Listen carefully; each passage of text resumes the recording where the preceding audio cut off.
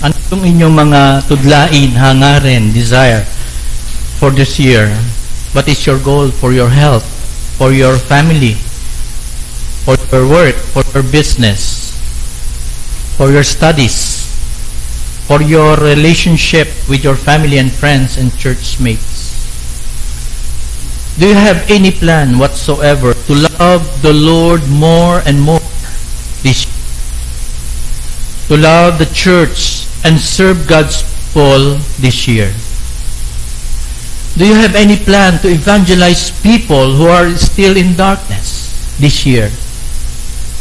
How do you want to see yourself in your relationship with God this 2025? Will you be content like that of last year? Or this year, you have resolved to know Christ more and more? Mga kapatid, this is my first ever sermon for 2025. And the title of this sermon is Strive to Enter Through the Narrow Door or Narrow Gate. Siguro sasabihin sa atin, what an awful and irrelevant subject to begin this new year. Sana ganito na lang ang topic ni Pastor Mon. Paano ko yayaman? Paano ako magiging matagumpay? Paano ako makikinabang? Paano ako pagpapalain this year? Sana ganun na lang yung topic ni Pastor Mon. Bagong taon pa naman. Sa inyo may ganong mindset. Well, I believe what I am about to preach this morning is not irrelevant. It is very, very important as we live the next 360 days until the end of December 31. For some, this is not what you want to hear today. But I tell you, this is what you need to hear. I'm preaching about what you need to hear, not what you want to hear. I believe that this is one of the most important subjects to begin this 2025. This subject that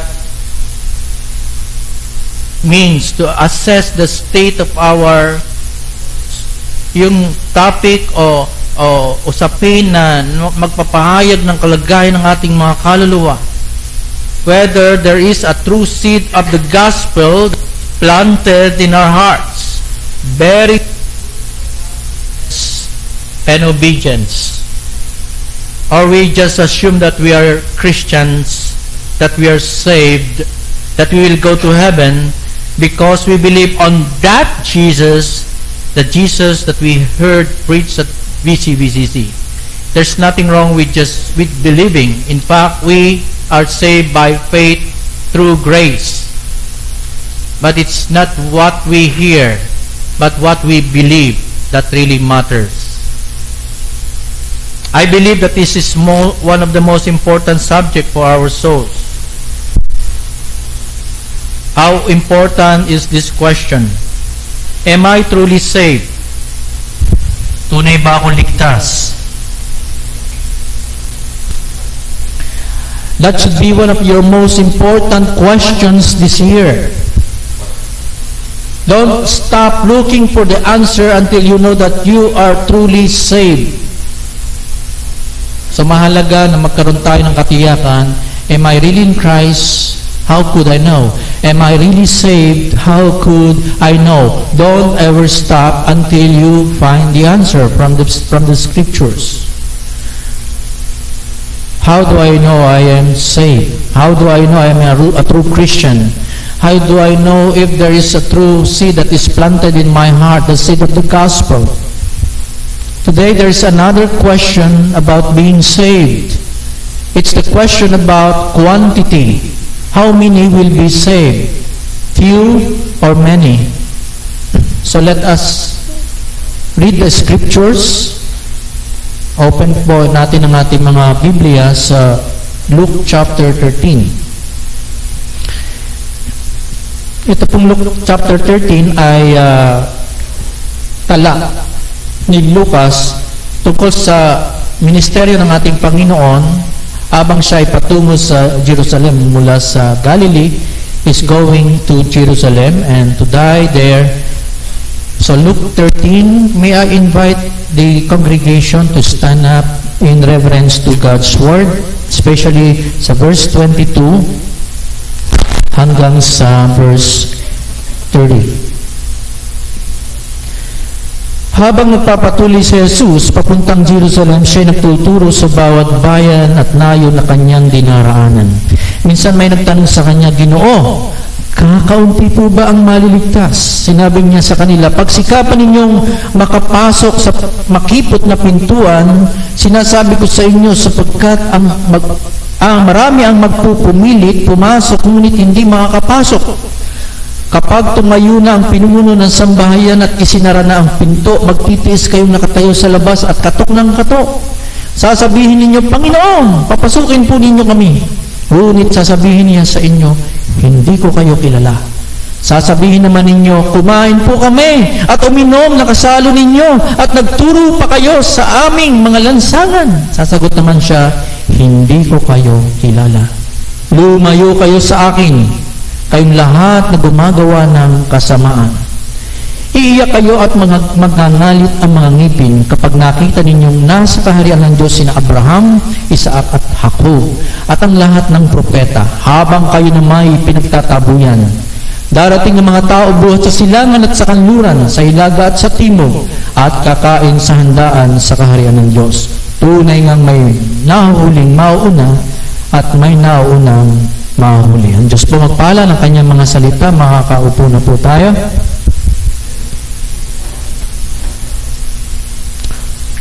Ang katanungan ng isang nagtanong sa ating Panginoon, kakaunti po ba ang maliligtas?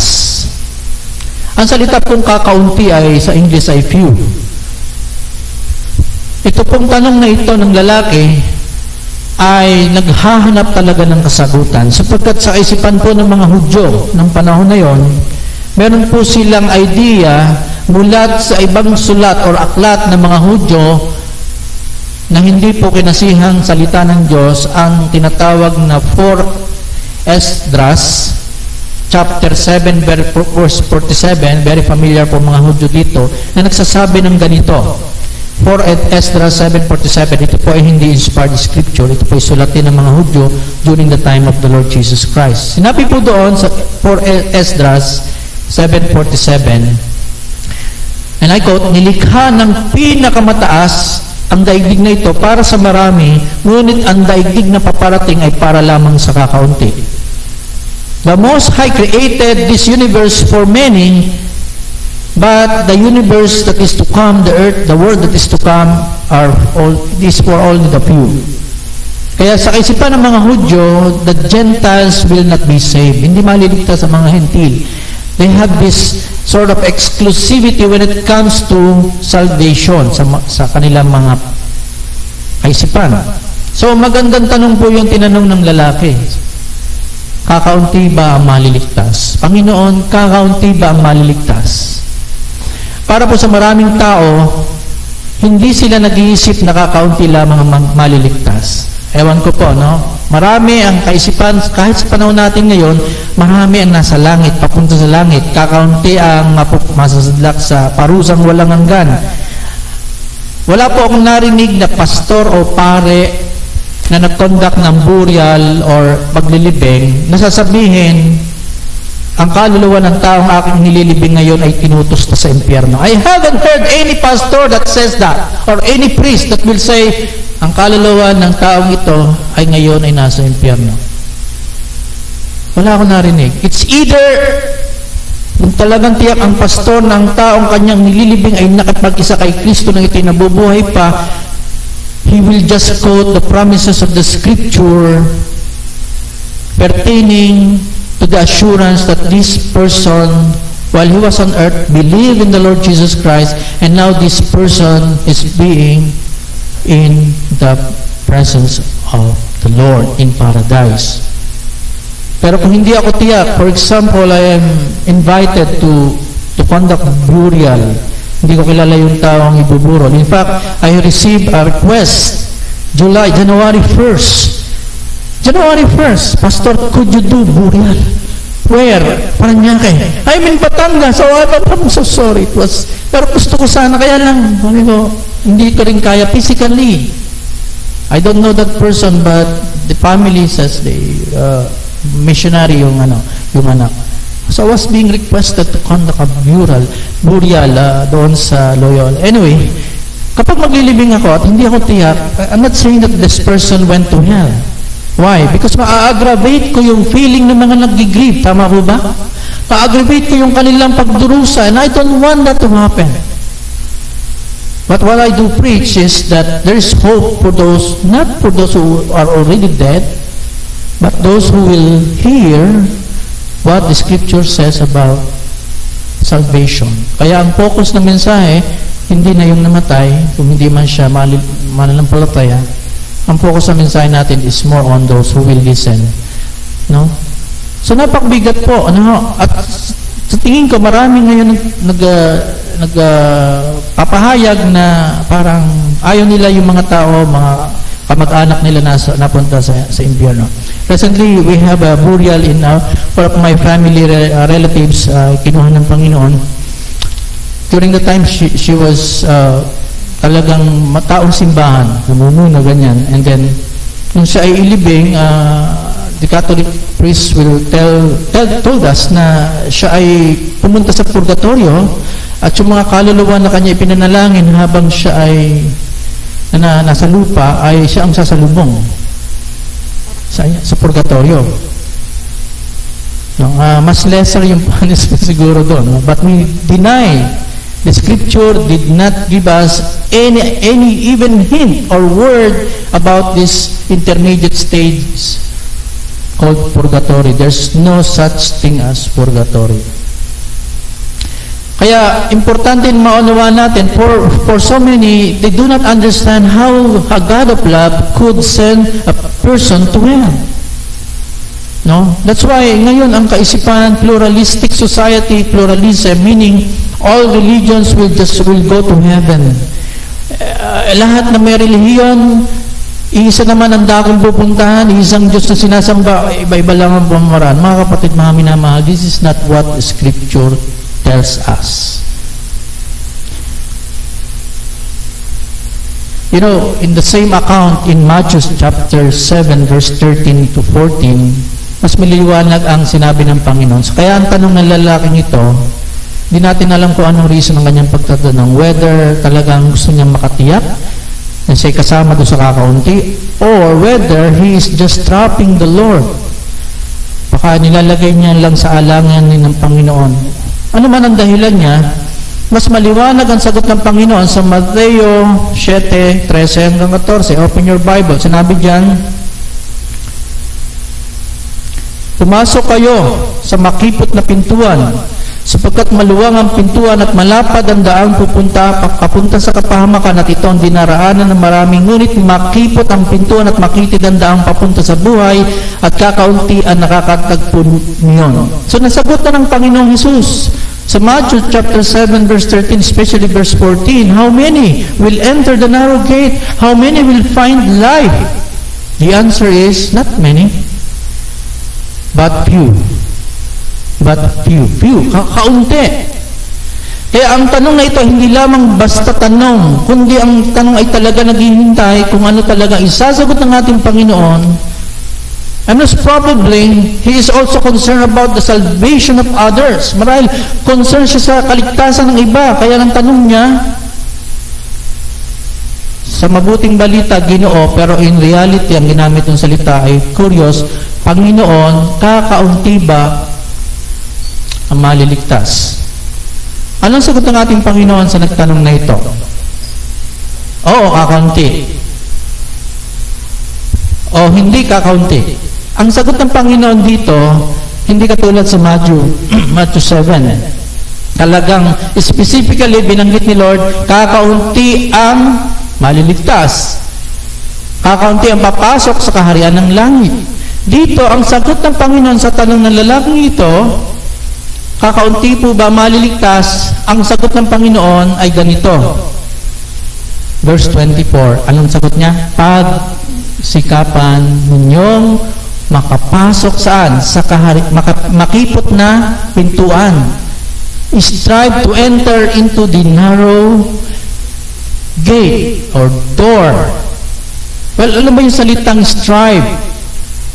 Pag sinabing strive, ito ay mula sa salitang Griego na ang kahulugan, agonizomai. Agonizomai. Yan po yung salitang strive. Ang ibig sabihin, to fight, to struggle, to grapple. Dito kinuha yung English word na agony. We don't want that word, right? Agony or to agonize.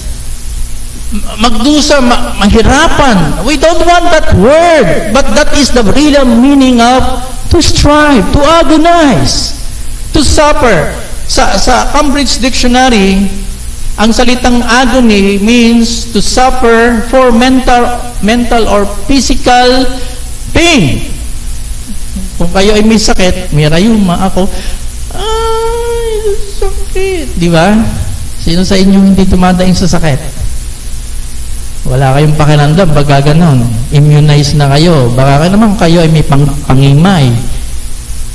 May anesthesia, kaya hindi kayo nakakaramdam ng pain. Sino sa inyo ang gustong magpabunot ng ngipin ng walang anesthesia? Subukan ninyo. Meron kung sino talagang matapang.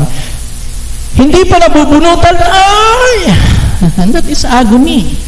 To suffer for mental pain, pagka kayo ay problemato, gusto ninyong umalis sa humiwalay sa karamihan tao, gusto ninyong maging mag-isa, gusto ninyong there's some kind of struggle inside your mind that you need to address. Otherwise, kung hindi mo ito i-address, baka mapunta ka sa Mandaluyong. And that's agony, right? That is the real meaning of the word to strive. Again, we need to understand that the Scripture must interpret with another passage from the Scripture. The word agonizomai is also mentioned in the following verses. 1 Corinthians 9 verse 25. Sinabi niya ni Paul, every athlete, the word athlete, agonizomai also, exercises self-control in all things. They do it to receive a perishable wreath, but we an imperishable. So dito, nilalarawan ni Paul na ang isang atleta during the time meron ng mga Olympic Games. Anong ginagawa ng isang atleta? Nag-i-struggle for training. Nag-i-struggle to compete, mga kapatid. No? Ang isang atleta na sasabak sa Olympic ay hindi po na tumitigil ng kapa-practice kahit sugatan ng kamay. Ni Hidden Diaz, magbubuhat at magbubuhat at magbubuhat at magbubuhat pa rin yan because she is aiming for gold in the Olympic. And she did that, right? So there's a constant struggle, agony, pain.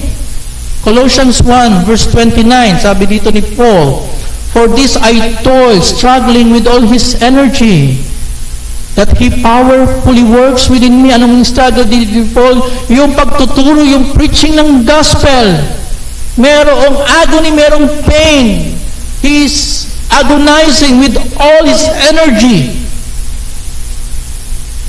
Colossians 4 verse 12, Epaphras, who is one of you, a servant of Christ Jesus, greets you always, is struggling in your behalf, on your behalf, in his prayers. Imagine, even ito si Epaphras ay merong agony praying for the Colossian church. There's agony, there's struggling. 1 Timothy 4 verse 10, to this end we toil and agonizomai, strive, because we have our hope set on the living God, who is the Savior of all people, especially of those who believe. Mga minamahal, Christian life is a life of striving. Amen? Sino sa inyo nakaranas ng Christian life is a comfortable life. Taas ang kamay. Even your way here, before you reach this worship, place of worship, you struggle a lot, right? You struggle a lot, especially if you come from very far place. You struggle. You have to. This is the Christian life. We are not promised to have an easy, comfortable life as a Christian. We need to strive to struggle.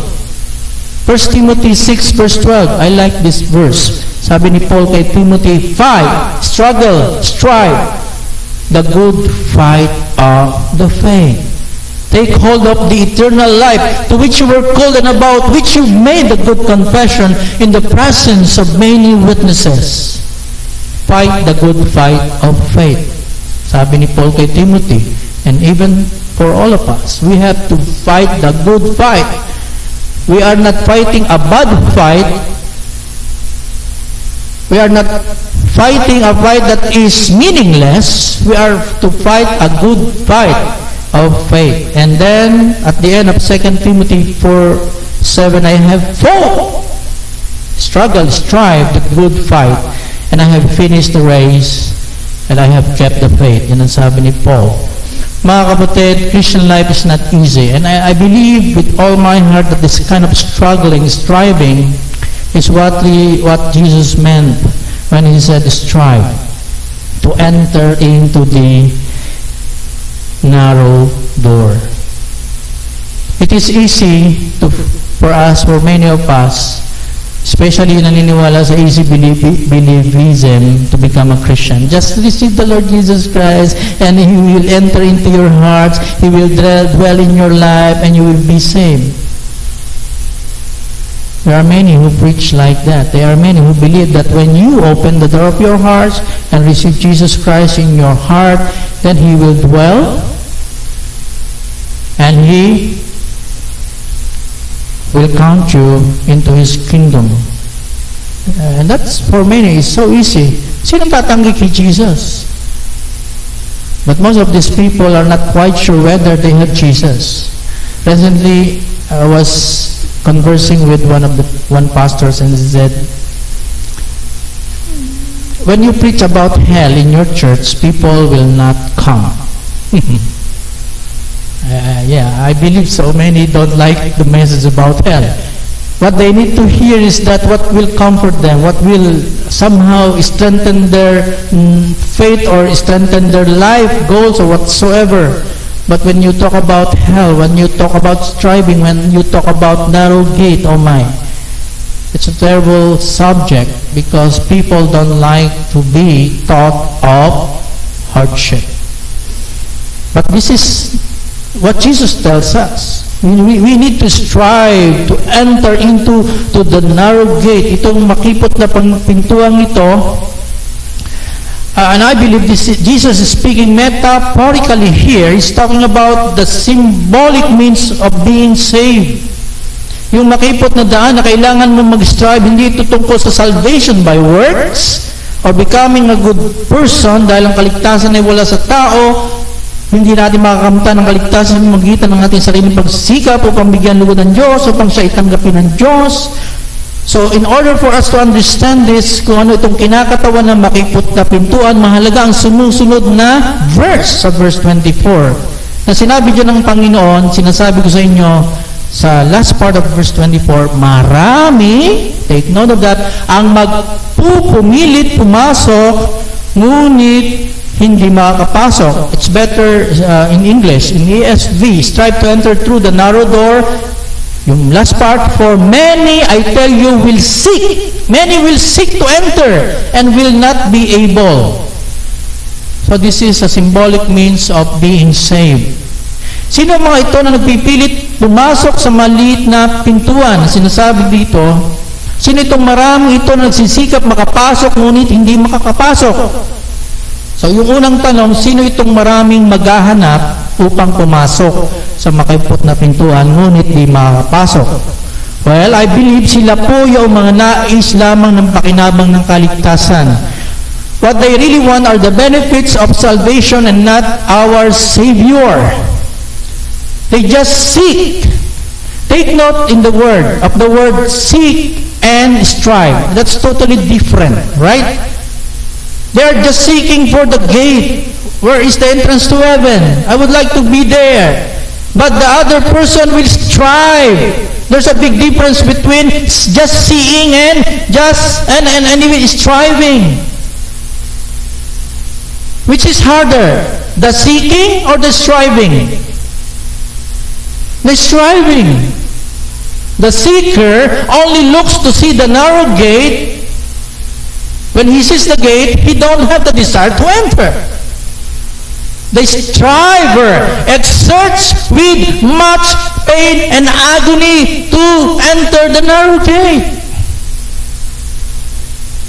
By the way, what makes this gate narrow? Sino ba nagpaliit itong pintuan na to? Well, it is God. Not anyone. It is God who made this gate so narrow. Well, wherein in fact, this gate is not so attractive. And that gate is Jesus Christ. The Lord Jesus Christ is the suffering servant mentioned in the prophecy of Isaiah in chapter 53. And sinabi doon ni Isaiah ang tungkol sa Panginoong Jesucristo, he is not an attractive person. Sabi ni Isaiah, he had no form or majesty that we should look at him. He has no beauty that we should desire him. So this kind of gate is not attractive to many. He has no beauty that we should desire to seek him. So what makes this gate narrow? It is God who made this gate narrow because it is only one gate. And we read in John 10 verse 7 that the gate, the door where the sheep enters so that they will be saved, is no other than the Lord Jesus Christ. He is the door of the sheep. He is the door where the sheep enters and find pastures. Well, the striver knows the requirement of God to enter into God's kingdom. Is it easy? Do you find it easy? The requirement of God to enter into God's kingdom? What is the requirement of God? Ano ba ang hinihingi ng Diyos para ikay makapasok sa kaharian ng Diyos? Conversion is twofold.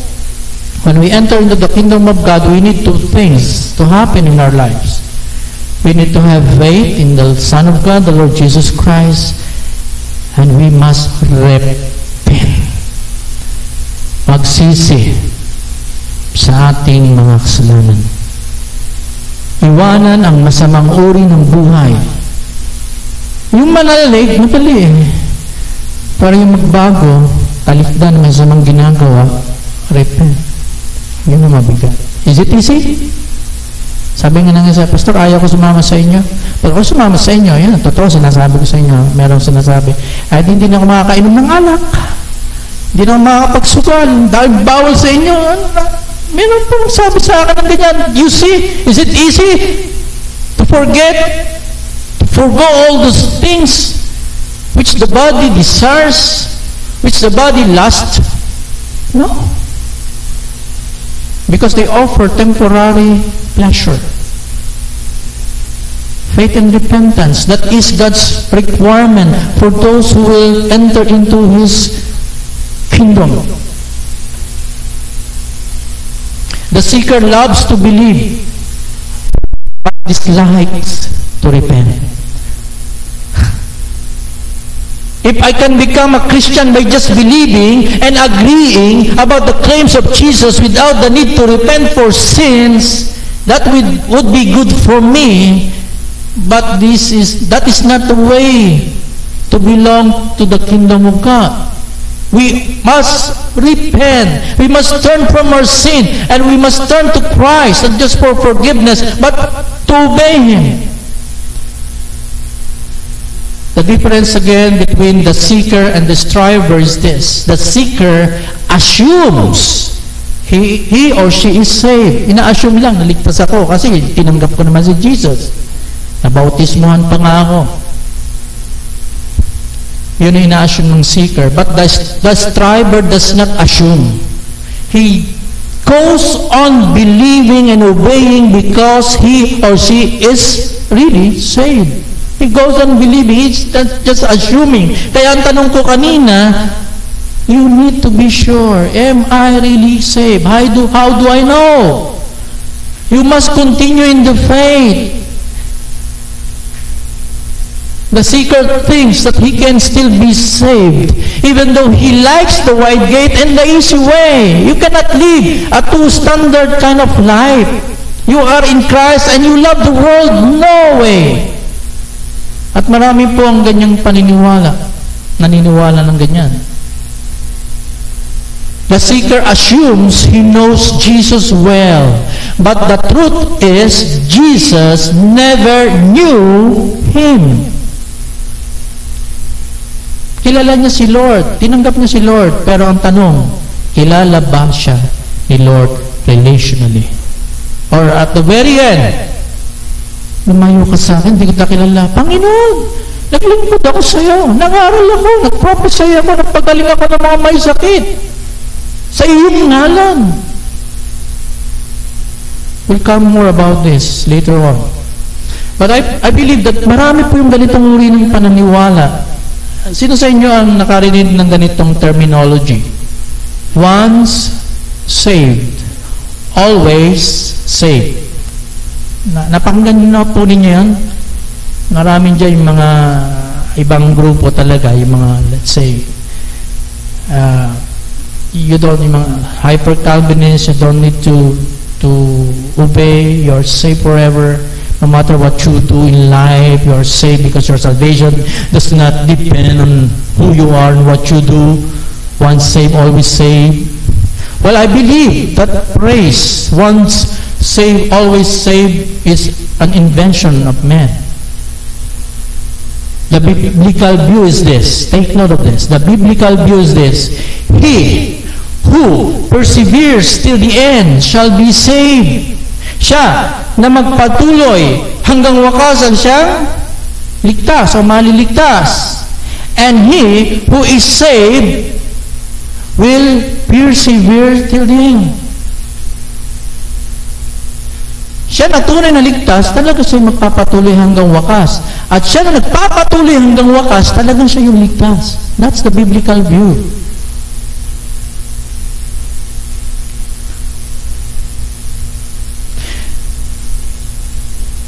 You know, many Christians think about this, you know. Yung past salvation, kailan ka ba naligtas? Tinanggap ko si Lord 1992. I was baptized 1993. I was saved on that day. I believe it's not the right word to say I was saved 1993. It's good to say I begin to be saved in 1992 or 1993. Because salvation has three dimensions. We are saved in the past when we believe in the Lord Jesus Christ. We are being saved today, and we will be saved future when Christ comes. Amen? So, most Christians will say, I'm saved. The past is so important for them. But the present, they just kind of, you know, very easy in their Christian life. Because what they hold on too tightly is their past salvation. They are guaranteed that they have seat in heaven. Their past confession, their past conviction that they have already believed in Jesus in the past, that is what only matters for them even now. No matter what they presently do with their lives, as long as they have believed in the past that Jesus paid for their sin, they still think that they are still saved even now. I'm not saying the salvation is lost. What I'm saying is that, how do you prove that you are really saved? Hindi nila maipakita na tunay nga po silang ligtas. How? Paano nila hindi na ipapakita ito? Think about this kind of people. If you are really in Christ and you are truly saved, you will not neglect the church. You will not go outside the church. You will not play with the world. If you are truly saved. Many people have abandoned the church of Christ.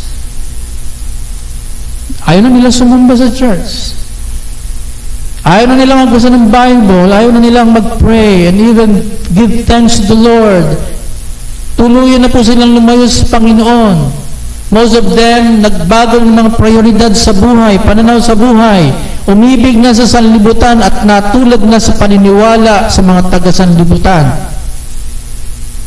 Well, sasabihin natin, mga backslider, mga yan, time will come, babalik yan ng Panginoon.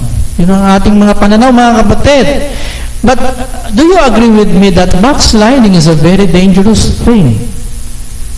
Do not consider yourself to backslid or iwanan ko muna ang church, hindi na ako sasamba, kasi ko may love ng Panginoon, ligtas naman ako di ba? Don't ever think that way, mga kapatid. Because backsliding is a very dangerous thing. Ano ba yung backsliding? Backsliding, it means to regress, to revert from the faith.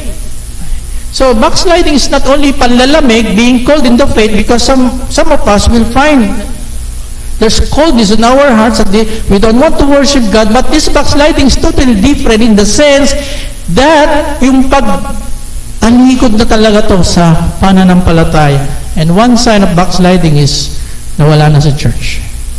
Buti kung humanap na ibang church, hindi. Nawala sa church.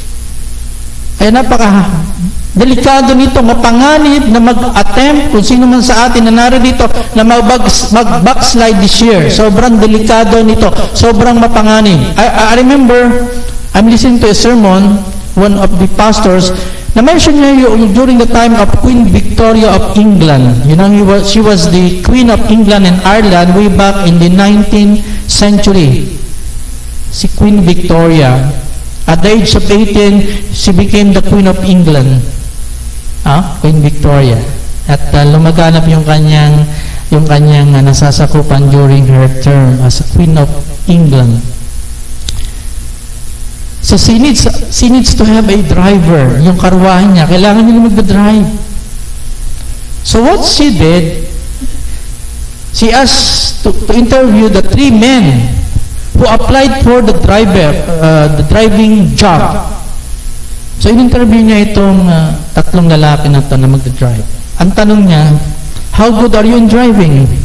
Kano ka kahusay mag-drive? Mahusay po. So, gano'n sila lang, yung 3. Mahusay. Karwahin noon, wala pang automobile. No? Karwahin kanyang i-drive. The next question itong Reyna, gaano mo ako ipagdadrive sa isang mataas na bangin? Malapit na isang road na mataas ang bangin. Magkabila. Gaano mo ako ipagdadrive? Ang sagot ng una, well, yung gulong, may lalayo ko ang gulong ng karwahe hanggang 1 yarda mula sa bangin. Magaling yun. Expert sa driving. Sabi ng pangalawa, ikaw 1 yarda, ako 1 piye, 1 feet away from the cliff, I can drive. Sumagot yung pangatlo, oh, Your Royal Highness, my Queen, I won't drive you in on that cliff. I won't even try to take you there because your life is worth for me. And he got the drive. He got the driver's job. Ganun din, mga kapatid, don't even attempt to backslide this year because it's a very, very dangerous thing. Mga minamahal ko. Ang pag-backslide sa faith ay mapanganib, kaya wag po natin susubukan. Again, it is very easy to leave the faith, the church, and very hard to come back to the faith and to the church. Kaya sa halip na lumayo tayo ngayong 2025 sa ating Panginoon, sa church, mas marapat po na lalo po nating pagsikapan pa, na lalo pang kilalanin, sambahin at paglingkuran ng ating Panginoon sa pamagitan ng kanyang paglalagay sa atin dito sa church. How can we prevent that to happen? Well, of course, we can read the Bible, the Word of God. There are Bible reading guides for this year. If you could afford to buy one, I recommend the 365 Days Bible Reading. I'm reading that since last year. It's good Bible reading. Naka-guide na po dyan yung mga babasahin for a particular day. Aside from Bible reading, you could spend time in praying. How many of you did spend time praying to God last year? Or you just pray to God when you are in trial? Now make it your effort to pray, to give thanks this year. Kung hindi ka nag-pray, it means hindi mo na kailangan si Lord. You can live on your own.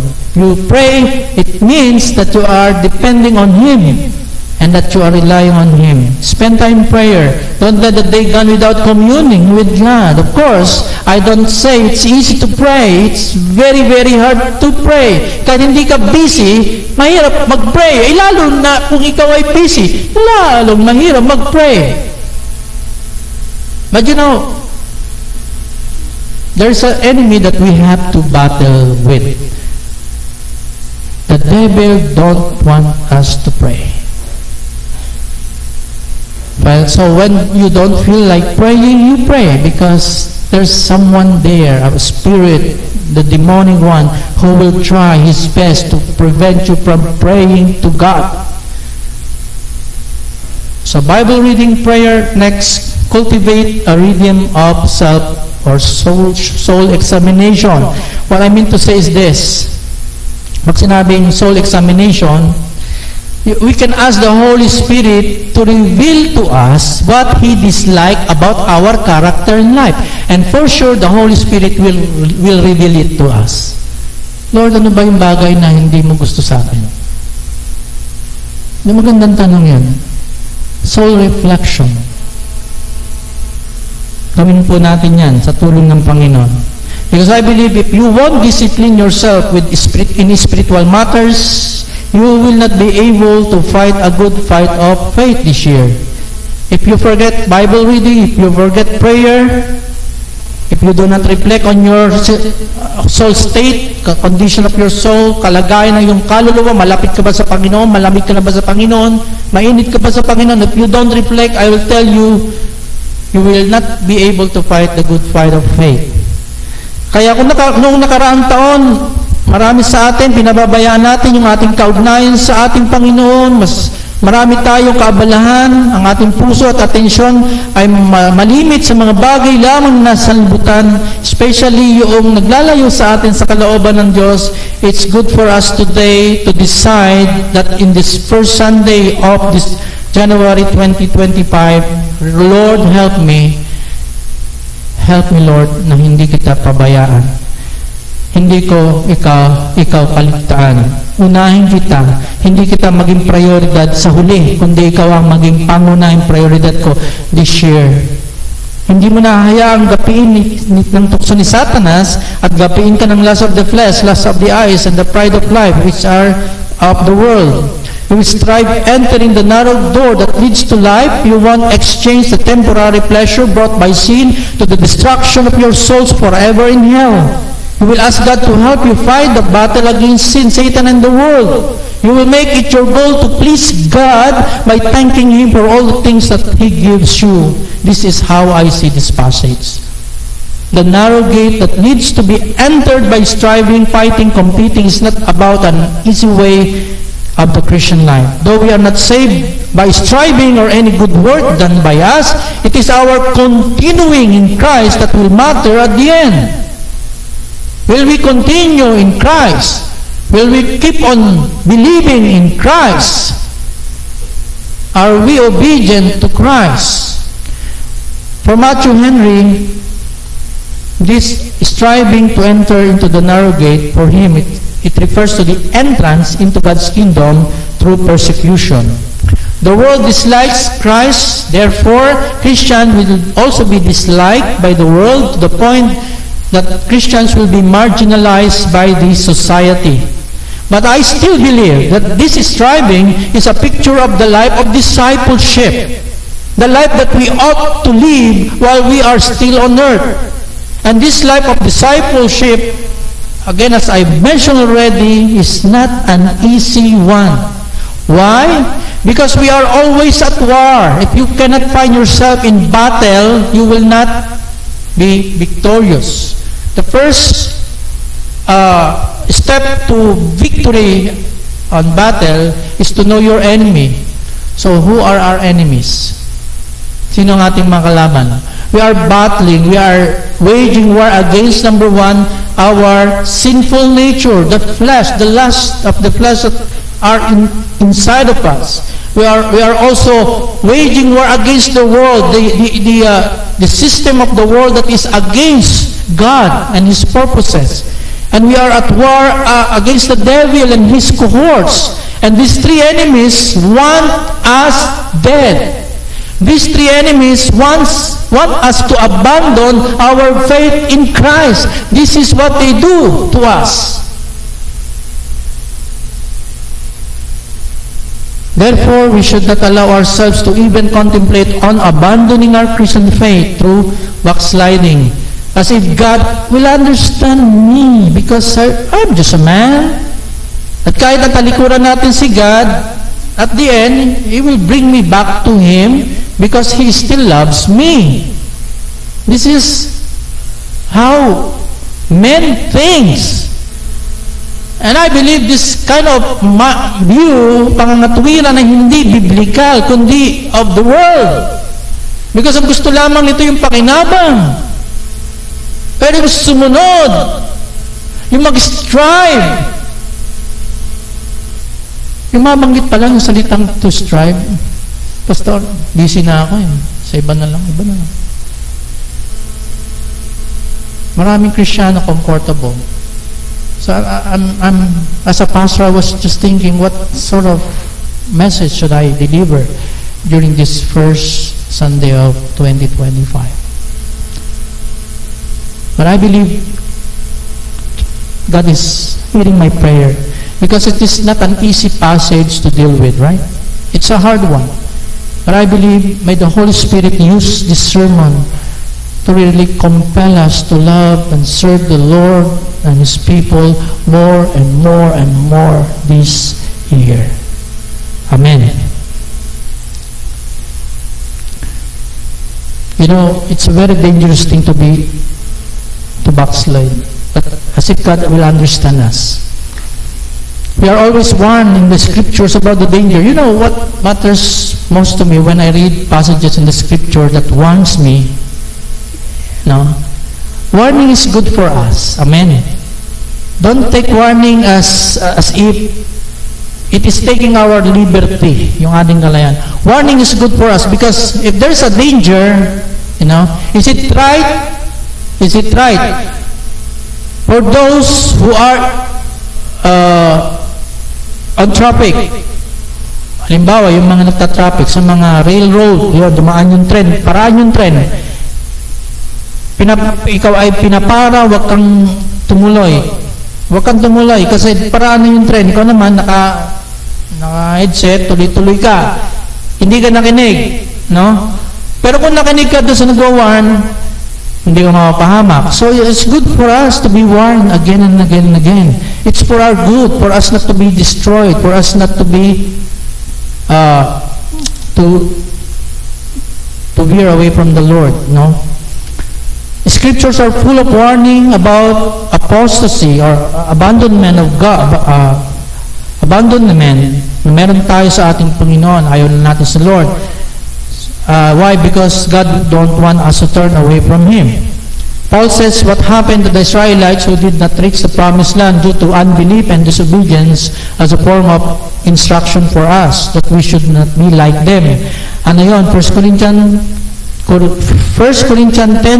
to 12. Di ko na nababasahin ang buong passage na yan. Pero doon, marami ang hindi nanampalataya at sumunod sa ating Panginoon at ginagawa itong halimbawa ni Apostol Pablo para sa atin, no? yung mga hindi kinalugdan ng Diyos ng mga Israelita na marami sa kanila, kaya yung nagkalat ang kanilang mga bangkay dahil sa kanilang hindi pananampalataya.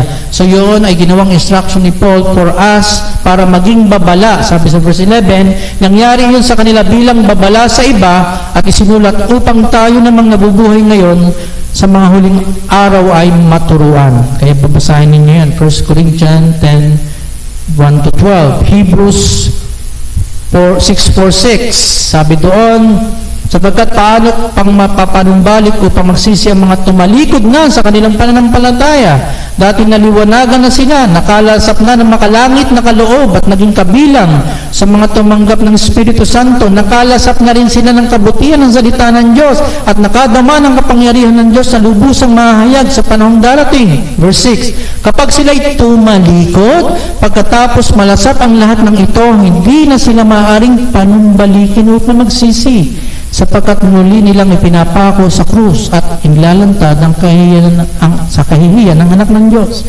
Itong mga talatang ito ay nagbabala para hindi tayo gumawa ng ganito, tumalikod tayo sa Diyos. 2 Peter 2:20-21, sapagkat kung nakatakas na sa kasamaan ng sanlibutan ng mga taong kumilala kay Jesucristo na Panginoong tagapagligtas, ngunit muli silang maakit sa dating masamang gawain at tuloy mahulog dito. Ang magiging kalagayan nila ay masahol pa sa dati. Mabuti pang hindi na nila nalaman ang daang matuwid kaysa pagkatapos malaman ang banal na utos na itinuro sa kanila ay talikuran nila ito. Napakatinding warning ito. Nasa scripture pa ito. Sinasabi ito ng scripture. So, I would like to encourage and advise each of us, kasama ang sarili ko, huwag tayong maging kampante sa pananampalataya. Samahan po natin ang pagsisikap. Bagamat hindi tayo maliligtas ang ating pagsisikap, ngunit itong nais makita sa atin ng Diyos, na tayo ay makibakan ng isang mabuting pananampalataya by taking hold of eternal life where we were called. Kung alam mo ikaw'y ligtas, aakto ka na talagang ikaw ay ligtas. Kung alam mo na ikaw ay para sa langit, aakto ka na para sa langit, hindi para sa makasanlibutan. 1 Timothy 6:11-14, ngunit ikaw na lingkod ng Diyos, umiwas ka sa mga bagay na ito, sikapin mo mamuhay na matuwid, maka-Diyos, may pananampalataya, pag-ibig, pagtitiis at kaamuan, ipaglaban mo ng mabuti ang pananampalataya, panghawakan mo ang buhay na walang hanggan, dahil diyan ka tinawag ng Diyos na ipahayag mo sa harap ng maraming saksi ang iyong pananalig kay Kristo. Iniuutos ko sa iyo sa harapan ng Diyos na nagbibigay buhay sa lahat at sa harapan ni Kristo Jesus na nagbigay ng mabuting patotoo, sa harap ni Poncio Pilato, sundin mong mabuti ng may katapatan ang mga iniuutos sa iyo. Hanggang kailan? Bukas lang? No.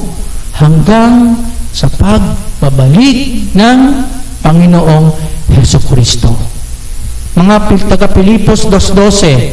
Kaya nga mga minamahal ko, kung paanong lagi ninyo akong sinusunod, hindi lamang sa harapan ko, kundi higit ngayon na ako hindi na ninyo kasama, ay isagawa ninyo ang inyong sariling kaligtasan na may takot at panginginig. In English, work out your salvation with fear and trembling. Not work for your salvation, but work out your salvation with fear and trembling. We should be aware of these passages of warning as Christians. So, hindi ito isang buhay na paisi-isi lang. Yung nakadepende sa atin kung sasamba tayo o hindi. Pag may konting problema, hindi na sasamba, hindi po ganun. Nakadepende kung ano ang sinabi ng Diyos, regardless of how we feel or what we feel about ourselves. The better nga, kung what we don't feel like worshiping the Lord, the better we should worship the Lord. Because we are fighting a good fight of faith. Maliban na lang talagang hilang kaputol ng paa mo at hindi ka na makaalis sa higaan. Mga kapatid, we should be sincere in our Christian life.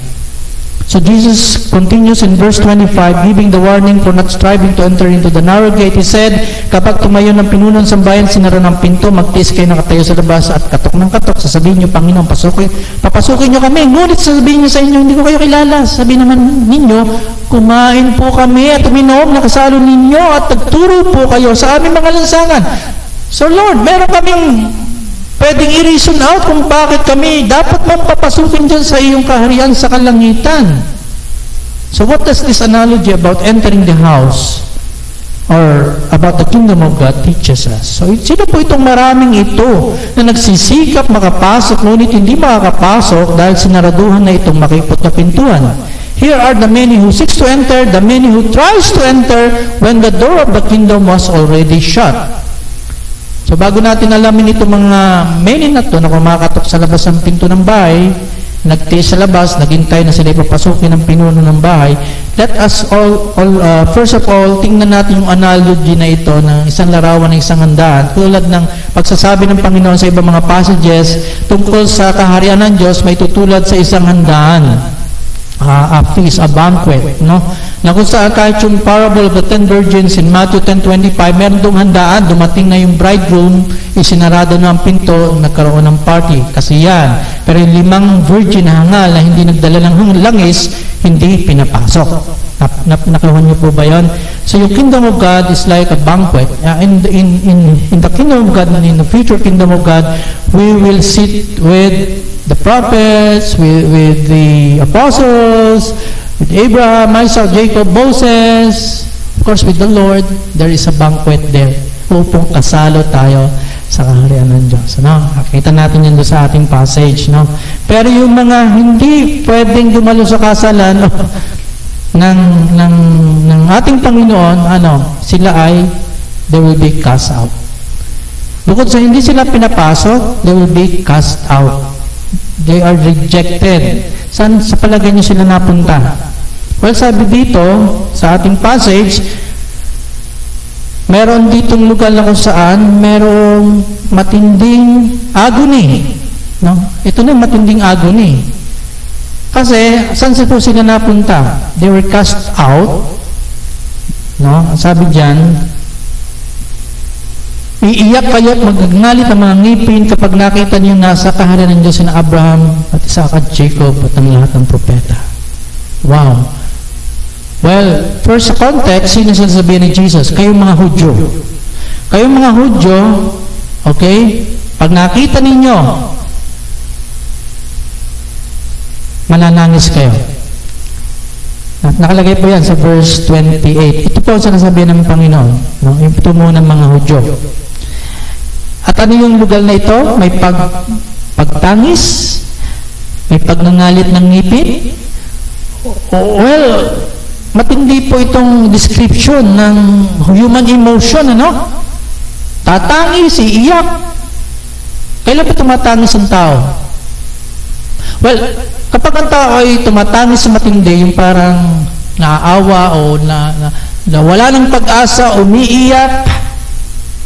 They were crying kasi naiwan ang biyahe. They were crying because they lost something that is so important to them. They weep because something has happened to them, no, na dapat nilang iiyak at dapat silang mag-weep. Na para sinasabi, Panginoon, nagpapakawa po kami sa inyo, Panginoon. Papasukin mo kami dyan. Iligtas mo po kami, Panginoon. Ligtas mo po ako.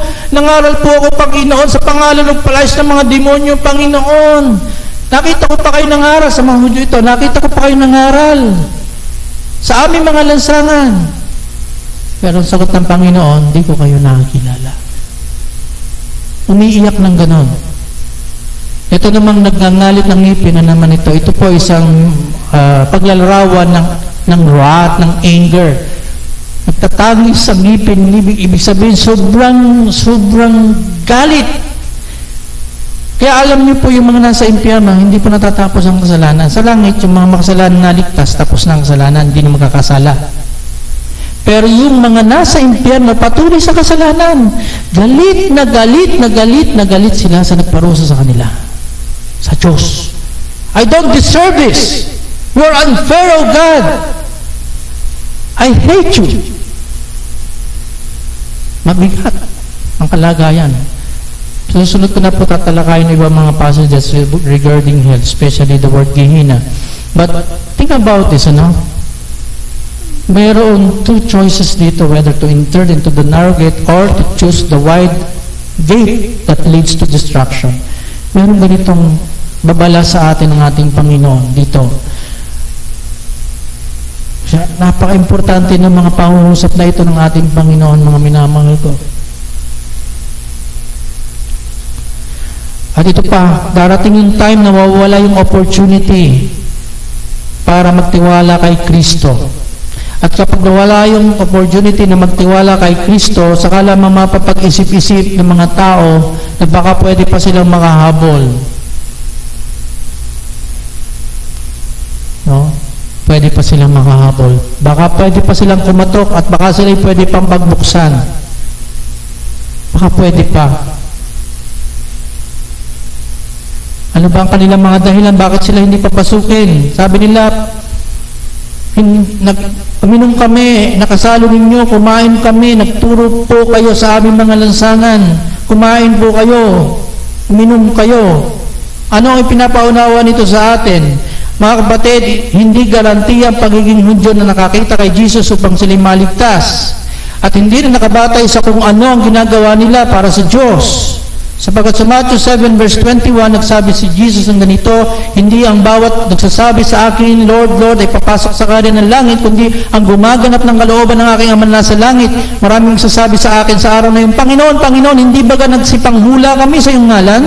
Sa ngalan mo'y nagpalayas kami ng mga demonyo, at sa ngalan mo'y nagsigawa kami ng maraming gawang makapangyarihan. Kung magkagay papahayag ko sa kanila, kailan may hindi ko kayo nakikilala, magsilayo kayo sa akin, kayong manggagawa ng katampalasanan. Ang mga taong ito po ay nagdahilan at nanghawak sa kanilang mga ginagawa para sa Diyos. Upang sa dakong huli, papagsarhan din pala sila ng pintuan ng kaharian ng langit. They said, Lord, did we not prophesy in your name? Did we not cast out demons in your name? Did we not do many mighty works in your name? Well, I will ask you, if by proclaiming the gospel, if proclaiming the gospel can save you, Judas Iscariot proclaimed the gospel, but he is not saved. Kung pagpapahayag ko dito, kada linggo ng salita ng Diyos ay makapagliligtas sa akin, si Judas sinugo para mangaral sa mga villages, magpahayag ng gospel, pero hindi ligtas. So hindi ito nakadepende sa ginagawa natin para sa Panginoon. Therefore, it's not what we do in the name of Christ or by just using His name, but how we are related to Christ by faith and obedience. And that guarantees our salvation. These people hold on to what they did for Jesus, but at the end, it won't matter what they said about Jesus. It won't matter what they did for Jesus on their own. What matters is this at the end. Sabi sa Matthew 21, yun lamang gumawa ng kalooban ng aking Ama nasa langit ang papasok sa kaharian ng Diyos. So the question should be, ginawa ba nila ang kalooban ng Diyos sa langit? Are they obedient to God? Yes, tumawag sila kay Jesus ng Panginoon, ngunit sinabi ni Jesus, kailanman hindi ko kayo kilala, magsilayo kayo sa akin, kayo mga gawa ng kasamaan. Sa context sa mga Hudyo, pero it could be also applicable sa mga Gentiles. Because this group of unbelieving Jews in Jesus' day were in danger of being rejected by Jesus. Why? Because they did not believe Jesus. Instead, they hold on to what they did for God and not by believing in the narrow door Christ Himself. They failed to do God's will. They failed to walk in the wide road. They choose to walk in the wide road that leads to destruction while still assuming that they will be saved.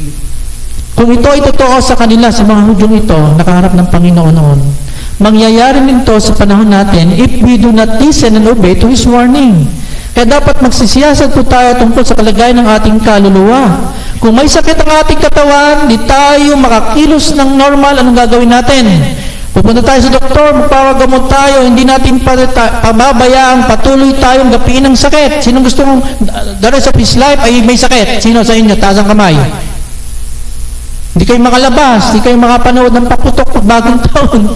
Sinong gustong gano'n? Ayaw ninyo na kanina sa banig ng karamdaman, di po ba? Ano gagawin nyo?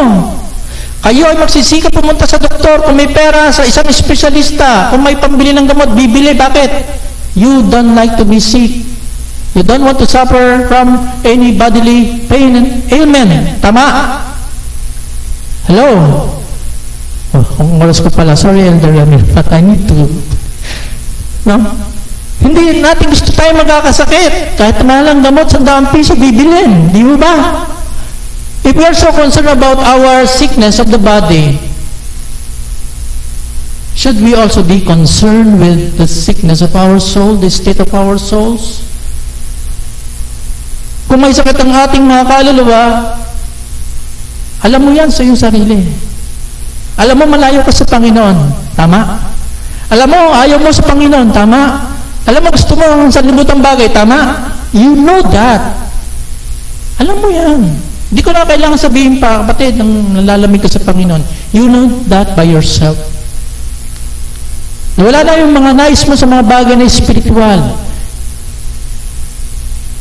Your mind is so preoccupied with only the things that this world have. At pinabayaan mo manghina ang iyong spirito to the point na eto mabigat, to the point na baka dumating sa iyong ganito, hindi ka na nagigilty kapag ikaw ay kakasala. There's callousness already that started, that begin in your heart. Hindi ka na guilty. Okay lang naman yan. Ginagawa naman yan sa libo, nagagawa ko rin. Ano naman ako ng Panginoon? Yun ang danger. Hindi ka na nagigilty kapag nakagawa ka ng kasalanan, nagsinungaling ka, nandaya ka ng kapwa, nagmura ka. Hindi ka nagigilty.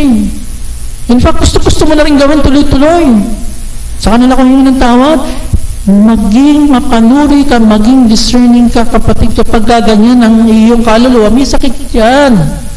Huwag mong paabutin sa ganyan, kapatid. Maalarma ka.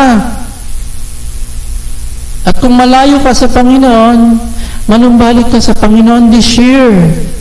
Huwag mong babayaan ang iyong faith. Why? Because there's judgment. Merong paghuhukom. At hindi lamang paghuhukom, merong parusang nakalaan sa Diyos, ng Diyos. Sa mga hindi nagsisipagsisi, sa mga nagpapatuloy sa buhay na makasanlibutan at buhay na walang pag-ibig at pakundangan sa Diyos. Yung nagngangalit ang ngipin, parusa yan. Lugal at dako ng paghihirap. I-reject nila ang Panginoon na bubuhay. Hindi sila sumunod sa kalooban ng Diyos. They will be cast out to hell. And hell is a place of punishment. There are more references about hell in the Bible than heaven. Imagine. Jesus talks a lot about hell more than any others. Matthew 10:28, huwag niyong katakutan pumapatay ng katawan, ngunit hindi naman nakapapatay ng kaluluwa. Ang katakutan niyo ay ang Diyos na may kakayahang pumuksan ng katawan at kaluluwa sa impyerno. Matthew 10:28, Matthew 5:22. Kapag sinabi mo sa iyong kapatid, ulul ka, mapapanganib ka, manganganib na maparusahan ka sa apoy ng impyerno. Matthew 25:41. Sasabihin naman niya sa kanyang kaliwa, lumayo kayo sa harapan ko, sinumpa kayo sa apoy na di namamatay na inihanda para sa diablo at sa kanyang mga kampon. A lot of verses from the very word of Jesus, very mouth of Jesus, talk about hell. And according to Dr. John MacArthur, hell is a conscious, eternal punishment. Isang may kamalayang, walang hanggang parusa, araw-gabi, walang patid, torment. That's why may pagtangis. That's why mayroong pagngangalit ng ngipin laban sa Diyos. Because hell, ito yung place na kung saan ang matining galit ng Diyos ay kanyang ipapakita at ipaparanas. Why? Because God is just. Matuwid ang Diyos na nagbibigay gantimpala sa mga masunurin sa Kanya at nagpaparusa sa mga hindi sumusunod sa Kanya. Ayaw ng Panginoon na mayroong pupunta sa atin sa impyerno. Kahit ako hindi ako masaya na mayroong pupunta sa atin sa impyerno. Kahit ang mga mahal ko sa buhay. Subalit din ang katotohanan. Meron at marami. Marami. You enter into the narrow door. Many have chosen the wider path to destruction. Kaya mas mabuting pakinggan natin po yung every warning that we have in the Scripture. Sabi ni Jesus verse 9, makikita natin ninyo mga hindi Hudyo mula sa iba-ibang dako ng mundo nakasalo sa handaan ng paghahari ng Diyos. Verse 30, may mga hamak ngayon na magiging dakila at may mga dakila na magiging hamak. Sa ibang salin, there are those who are last that would be first, and then those who are first will be last. Well, ang idea dito, meron mga Gentiles na nasa langit. People coming from the four corners of the world, not just the Jewish people, but the Gentiles. But more than that also, there is surprise in heaven. Meron mga surprise sa langit. Aside from those many people coming from all corners of the world. Ito yung surprise. Yung mga sinabing ito ni Jesus, the first would be last and the last would be first. Sabi nito, ang mga sinabing ito ni Jesus ay dapat ding bumaon po sa ating mga puso't isip sapagkat sa daigdig na ito, kahit na po sa loob ng church, sino ang kalamitang kinikilala sa church? Si Pastor Mon. Bakit kami malimit nakikita sa harap Sino malimit tinitingala? Sino malimit ang makilala? Kung sino mayaman sa church, maraming kaibigan. Kung sino yung walain, para ayaw mo makipagkaibigan. Kung ito totoo sa mundo, sa church, nangyayari din, di ba? Kung sino yung makapangyarihan sa church, kinikilala, okay, nagiging popular, nagiging marami ang follower. Subalit, ito nakakatakot baka pagdating sa langit, sila yung maging list. At yung mga simpleng miyembro na gumagawa ng mabuti para sa kaharian ng Diyos na hindi na na-recognize, na hindi man lamang magpakilala, anonymous pag nagbigay, pagdating sa langit, baka sila yung tatanggap ng lalong higit na gantimpala. There are surprises in heaven.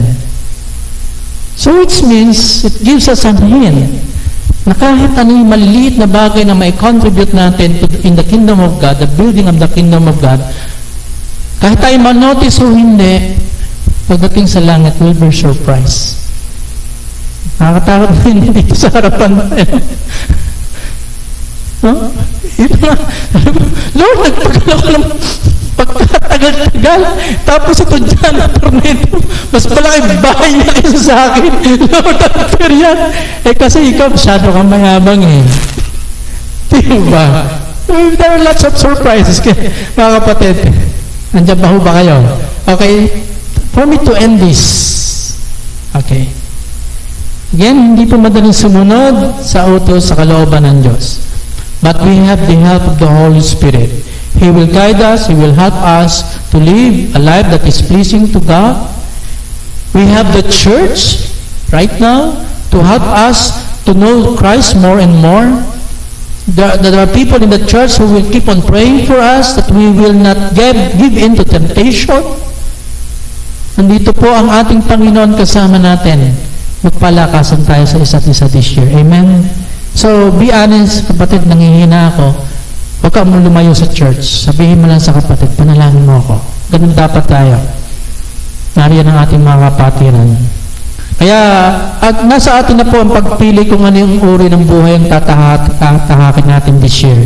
Buhay na nag-i-strive, fighting the good fight of faith sa ating Panginoon, o buhay na kakaligtaan, iiwanan natin ang ating Panginoon. Ang maluwang na daang palayo sa Diyos na magdadala sa atin sa kapahamakan, ang daan ni Jesus. Makipot, yes, mahirap, subalit ang dulo nito ay buhay. What should we choose? Alin ang ating pipiliin? Sa ating pagsunod sa kalooban ng Diyos, napapaiyak tayo, mahirap, nalulungkot. Ako na lang ba, naglilingkod, nasa ng iba, wala na, pagod na ako, may mga pain, may mga cries, meron mga expression tayo na talaga naaawa na tayo sa sarili, pagod na tayo, iba naman ang gumawa. Nangyayari yan sa pagganap natin sa kalooban ng Diyos. Naglulungkot tayo. Every time na mabigo tayong sundin siya, nalulungkot tayo, nagigirib natin ang Holy Spirit. Every time we fail to do His will, nahihiya tayo sa Panginoon. Pero ito pong ating tatandaan. And take notice of this. It is better for us to weep today for the sins that we committed as we strive to follow Jesus than to weep tomorrow in hell because we fail to come back to Him. Which way are you going to choose? The wide roads to destruction or the narrow gate that leads to life? Pagpalain po tayo ng Panginoon, isang mapagpalang bagong taon sa ating lahat.